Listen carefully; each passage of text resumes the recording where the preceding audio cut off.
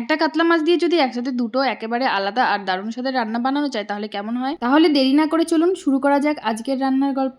নমস্কার, আমি পূরবী, সবাইকে অনেক অনেক স্বাগতম আমার নতুন ভিডিওতে। আজকের ভিডিওটা একটু স্পেশাল, কারণ একই কাতলা মাছ দিয়ে আমরা বানিয়েছি দুটো একেবারে আলাদা আর দারুণ স্বাদের পদ। একদিকে ঘরোয়া আলু টমেটো দিয়ে কাতলা মাছের ঝোল, আর অন্যদিকে রিচ আর মজাদার দই কাতলা। রবিবার ছাড়া বিজয়ের সময় হয় না, তাই রবিবার সকালেই আমরা বাজারে গিয়েছিলাম। বাজারে গিয়ে দেখলাম একদম একটা টাটকা বড় সড়ো কাতলা মাছ, আর সেটা দেখে মন ভরে গেল। বিশেষ করে মাছটার পেটির পিসগুলো দেখে এত সুন্দর ছিল যে মনে হলো দই কাতলা হবেই। বাড়ি এসে মাছগুলো ভালোভাবে ধুয়ে কেটে লবণ হলুদ দিয়ে মেখে রেখে দিলাম। তারপর শুরু হলো আমাদের দুই রকমের রান্না। বিজয় বানিয়েছে একদম ঘরোয়া স্বাদের আলু টমেটো দিয়ে কাতলা মাছের ঝোল। প্রথমে আলু ভেজে নিয়ে আদা জিরে বাটা লঙ্কা বাটা আর টমেটো দিয়ে মশলাটা সুন্দর করে কষিয়ে নিল। তারপর ভাজা মাছ দিয়ে ফুটিয়ে শেষে একটু ধনিয়া পাতা দিয়ে তৈরি হয়ে গেল গরম গরম দারুণ স্বাদের মাছের ঝোল। আর আমি বানিয়েছি দই কাতলা। প্রথমে কড়াইতে তেল গরম করে গোটা গরম মশলার ফোড়ন দিয়েছিলাম যাতে দারুণ একটা সুগন্ধ আসে। তারপর পেঁয়াজ বাটা আদা রসুন বাটা কাঁচা লঙ্কা বাটা আর জিরে বাটা দিয়ে ভালোভাবে মশলাটা ভেজে নিয়েছি। তারপর টমেটো কুচি দিয়ে মশলাটা ভালোভাবে কষিয়ে চিনি আর ভালো করে ফেটিয়ে রাখা টক দই দিয়ে ধীরে ধীরে মশলাটা আরো কষিয়ে নিয়েছিলাম। তারপর ধৈর্য ধরে মশলাটা ভালো করে কষিয়ে নিলাম